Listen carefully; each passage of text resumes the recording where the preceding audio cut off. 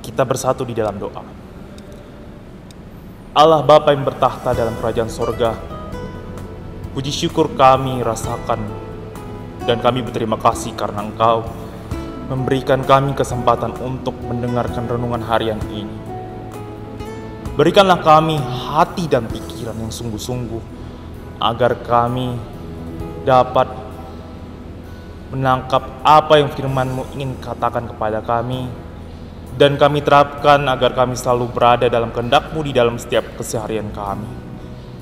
Terpujilah nama-Mu Tuhan, hanya dalam nama Allah Bapa, Anak-Mu Tuhan Yesus Kristus, dan Roh Kudus. Amin. Shalom dan selamat pagi untuk kita.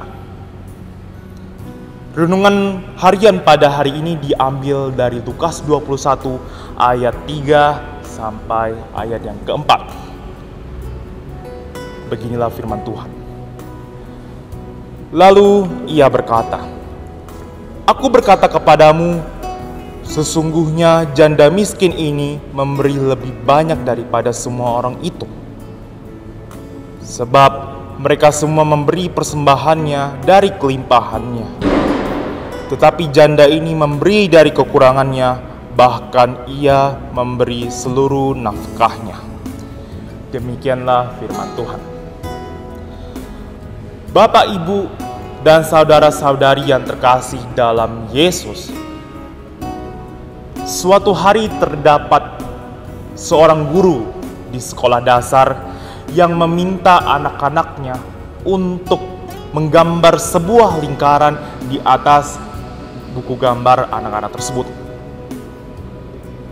Kemudian anak-anak tersebut mengikuti apa perintah dari guru tersebut. Mereka menggambar sebuah lingkaran dengan peralatan yang lengkap. Anak-anak tersebut mempunyai pensil warna, mempunyai krayon, penghapus, yang kemudian melengkapi mereka untuk menggambar lingkaran yang begitu indah. Tetapi ada satu anak yang hanya membawa pensil biasa. Anak tersebut tidak selengkap dengan teman-temannya yang dimana anak-anak ini hanya mempunyai pensil biasa, tidak mempunyai pensil warna, krayon, dan bahkan penghapus. Kemudian anak itu berkata, "Ibu, saya hanya mempunyai satu pensil. Saya ingin menggambar lingkaran. Apakah boleh?" Tetapi ibu guru tersebut berkata begini, "Nak, Ibu tidak meminta kalian untuk menggambar lingkaran dengan berpuluh-puluh warna yang bisa digoreskan di buku gambar kalian. Ibu hanya meminta kalian untuk menggambar sebuah lingkaran. Itu saja. Dapat dilihat, serupa dengan ilustrasi yang menceritakan kesungguhan dan ketulusan sang anak ketika hanya mempunyai pensil untuk menggambar sebuah lingkaran. Lukas 21 memberi makna mendalam tentang ketulusan janda yang miskin dalam memberikan persembahan ke peti di firman ini. Kalau kita lihat pada ayat pertama, saat Yesus melihat orang-orang kaya tersebut mempersembahkan uang mereka ke dalam peti persembahan, pastilah mereka mempunyai pemikiran yang penuh perhitungan sebelum memberikan uang mereka ke dalam peti tersebut. Tetapi jika dibandingkan dengan ayat kedua, Yesus mengamati janda miskin tersebut dan menganggap persembahan janda miskin itu sebagai pemberian yang tulus dari hatinya. Yang kemudian Yesus membenarkan pemberian janda tersebut pada ayat ketiga. Sesungguhnya janda miskin ini memberi lebih banyak daripada semua orang itu. Oleh karena itu, ketulusan hati janda miskin tersebut, yang dimana janda miskin itu membawa 2 peser yang di zaman itu bukanlah apa-apa, dibesarkan lagi oleh Tuhan Yesus pada ayat keempat. Tetapi janda ini memberi dari kekurangannya, bahkan ia memberi seluruh nafkahnya. Lalu Bapak, Ibu, dan saudara-saudari yang dikasihi dalam Yesus, apakah janda miskin tersebut salah ketika ia memberikan uang terakhirnya ke dalam peti persembahan tersebut? Sedangkan mungkin itulah satu-satunya harta yang ia punya di hari itu. Ingat, Yesus tidak menyalahkan pemberian janda itu, seakan janda itu hanya memberikan kesia-siaan di dalam peti persembahan tersebut. Sebaliknya, Yesus justru memuji kemurahan hati janda miskin tersebut, di mana ia rela untuk berpisah dari harta terakhirnya untuk kemuliaan Allah melalui peti persembahan tersebut.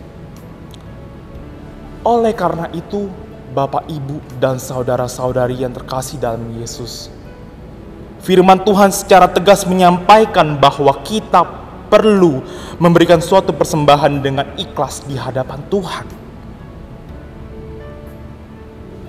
Hal ini bukanlah tentang nominal,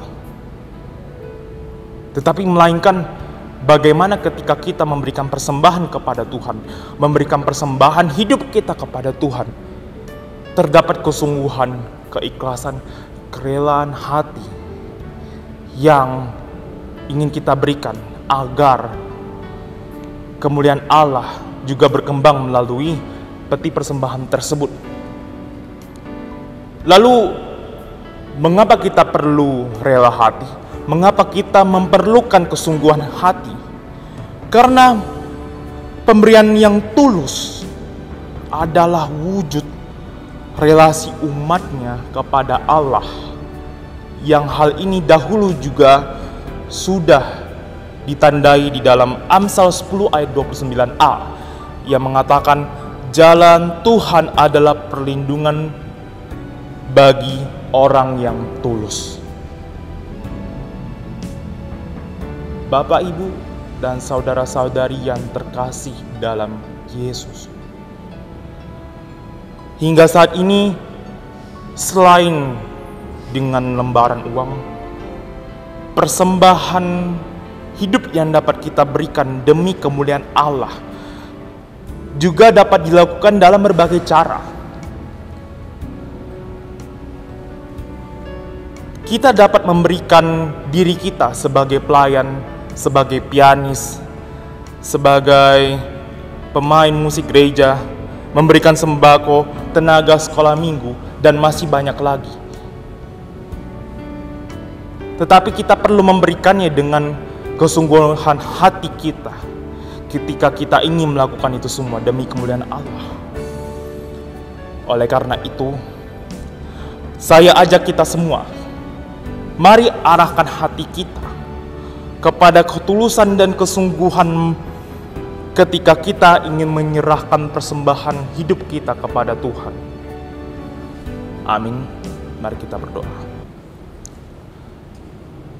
Allah Bapa yang bertahta dalam kerajaan sorga, terima kasih Tuhan karena firman-Mu sungguh menghidupi kami. Tuhan, kiranya Engkau membentuk hati kami agar kami bersungguh-sungguh ketika kami ingin memberikan persembahan hidup kami kepadamu demi kemuliaan-Mu Tuhan. Berapapun patokan nominal yang kami berikan, berapapun kemampuan yang kami berikan, talenta yang kami serahkan demi kemuliaan-Mu, kiranya Engkau menyempurnakannya Tuhan, dan kiranya Engkau memberikan kami hikmat agar kami dapat melakukan persembahan hidup kami dengan hati yang tulus. Tuhan, kiranya Engkau menjauhkan kami dari ketamakan. Kiranya Engkau menjauhkan kami dari perhitungan ketika kami ingin melayani-Mu melalui persembahan hidup kami, baik di dalam gereja maupun di luar gereja. Dan Tuhan, kiranya Engkau mengampuni dosa-dosa kami agar kami layak menjadi anak-anak-Mu dan berguna bagi seluruh umat. Inilah Tuhan doa kami. Sempurnakan doa kami, dan kami berdoa hanya dalam nama Allah Bapa, Anak-Mu Tuhan Yesus Kristus dan Roh Kudus. Amin.